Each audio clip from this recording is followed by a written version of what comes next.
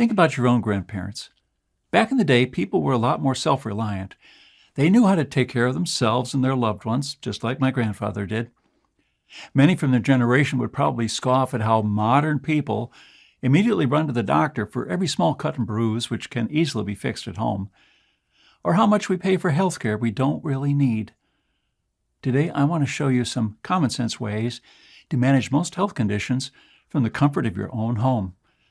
I'm talking about simple things like relieving pain, stopping a wound from bleeding, applying a stitch, managing blood pressure and blood sugar, calming down a racing heart, keeping your memory in great shape, and clearing an infection, boosting your immunity, controlling stress levels, and many, many more.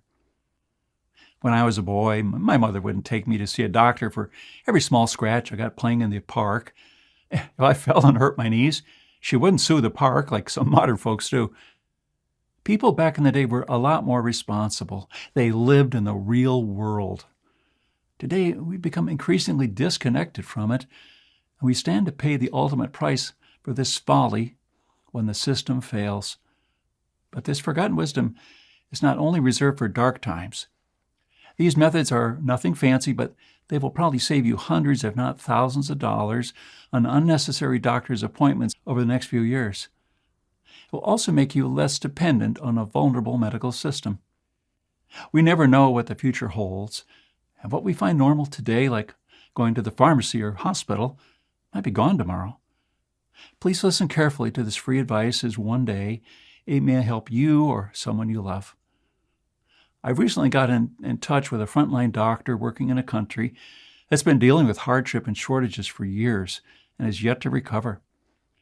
The truth is, if you want to see what happens during hard times, all you have to do is look at Venezuela.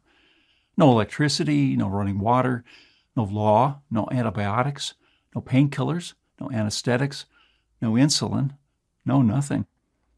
But if you want to find out how you can still manage in a desperate situation like this, you must also look to Venezuela and learn from the handful of people who cope despite widespread medical shortages of every kind.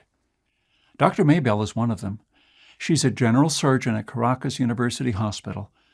People over there had to discover new ways to take care of their own health care once pharmacies ran dry and hospitals overflowed with patients.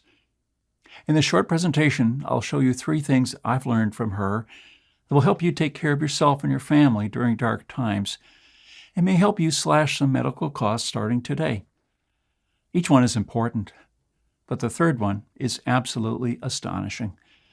I would have never thought about it and guessed how effective it is. Hi, my name is Claude Davis.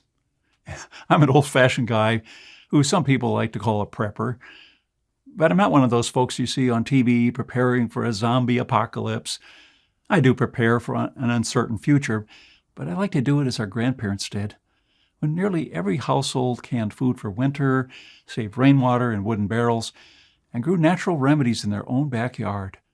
The first of the 3 things I want to share with you is probably hard to believe, that when everything is still okay in our country, but the simple truth is that once society starts to break down, going to a hospital can be a very bad idea. In the aftermath of Hurricane Katrina, a lot of people were left without a home, food, electricity, or running water. But some still had all these things because they had prepared for such an event. My friend Tom was one of them. He had at least 3 months' worth of food and water and a brand new generator that could power his entire home. Because Tom thought he had everything he needed at home, and because his house was on high ground, he decided to stay and weather out the storm. During the hurricane, a small wooden splinter flew inside through a broken window and pierced his hand. It was just a tiny wound. It wasn't really deep, and he thought he could manage it at home. He bandaged the wound with what he still had in his first aid kit and went to sleep that night. A few days later, he woke up in a cold sweat.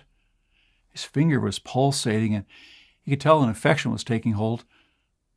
What you want to do in this kind of situation, other than disinfecting the wound, is to immediately take some antibiotics. Unfortunately, Tom didn't have any stockpiled because, as you know, they require a prescription.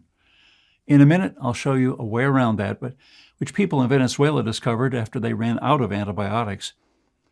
Over the next couple of days, Tom's situation went from bad to worse.